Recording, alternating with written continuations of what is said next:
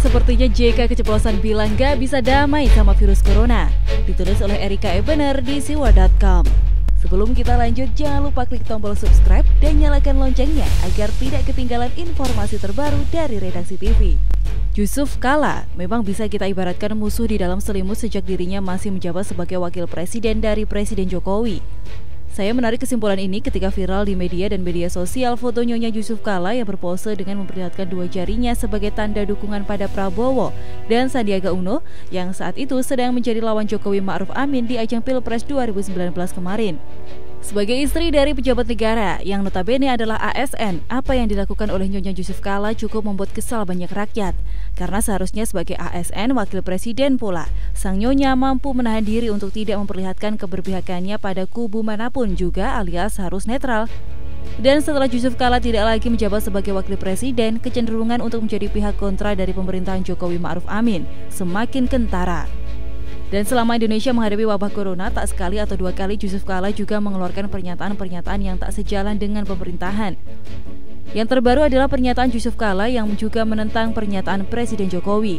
Di tengah upaya penerapan PSBB dan berbagai upaya pemerintahan dalam menekan angka kasus corona, Presiden Jokowi menghimbau agar masyarakat Indonesia berdamai dengan COVID-19 untuk beberapa waktu ke depan. Lalu dengan intonasi bertanya setengah nyinyir, Yusuf Kala berkomentar, "Ndak milih-milih siapa? Tidak bisa diajak berdamai. Kalau yang namanya berdamai itu kalau dua-duanya ingin damai. Kalau hanya kita, virusnya ndak gimana?" Jadi istilah damai itu agak kurang pas sebenarnya. Karena damai itu harus dua belah pihak. Tidak ada perdamaian bagi mereka. Bahwa you kena, you bisa sakit. Gimana ini? What a ngaco comment. Pak Tua Yusuf Kala memang sudah tua. Kita yang masih muda harus bahkan wajib untuk memakluminya jika komentar-komentar dia banyak ngaconya. Yusuf Kala lupa bahwa virus corona bukan manusia. Ketika dua pihak itu manusia dan bukan manusia, maka penentu damai itu tentu saja si manusia.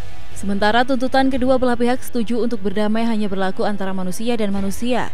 Virus corona tak ubahnya seperti air hujan yang turun dari langit dalam jumlah yang sangat besar yang menghantam Jakarta. Ya, banjir Jakarta adalah contoh nyata. Sebagai warga Jakarta yang secara beruntun diterjang banjir, langkah damai apa yang dilakukan oleh Pemda DKI Jakarta agar warga terhindar dari bencana banjir? Melakukan normalisasi dan atau naturalisasi itu langkah damai manusia Jakarta terhadap bencana banjir tahunan. Itu pun kalau Pemda DKI mau berdamai dengan banjir tahunan. Nyatanya Pemda DKI yang nyata-nyata adalah sekelompok manusia tidak berusaha atau menolak berdamai dengan banjir. Anies Baswedan menyatakan perang terhadap banjir dengan gagal melakukan naturalisasi sungai, gagal melakukan program sumur resapan. Dan karena itu wargalah yang dikorbankan harus mau menerima nasib rumah mereka akan selalu digenang banjir di setiap awal tahun. Atau analogi lain, kesulitan ekonomi yang terjadi pada sepasang suami istri dalam mengelola keluarga mereka. Jika si istri tidak mau berdamai dengan kesulitan ekonomi mereka, maka dia akan menyatakan perang dan menggugat cerai. Yang dikorbankan adalah anak-anak mereka. Atau contoh yang lebih dekat lagi, anak saya itu cantik dan selalu digoda anak-anak cowok lainnya. Tapi dia tidak pernah kesal dan waktu saya tanya, "You cool banget sama si A, B, C, dan lain-lain." Apa jawaban si anak? "Well, saya sudah berdamai dengan kondisi saya terima saja jadi saya nggak kesal kalau digoda seperti apapun juga." Apa nggak smart tuh anak? Begitu pula dengan virus corona. Jika Jokowi tidak menyerukan pada rakyat Indonesia untuk berdamai dengan virus corona, artinya Jokowi masih terus saja mau berperang. Kalau sudah begini, kondisi ke depan cuma dua kemungkinan. Pertama, perpanjang PSBB, perpanjang ngumpet di dalam rumah, susah bekerja, tidak pergi ke sekolah dan menutup tempat-tempat umum.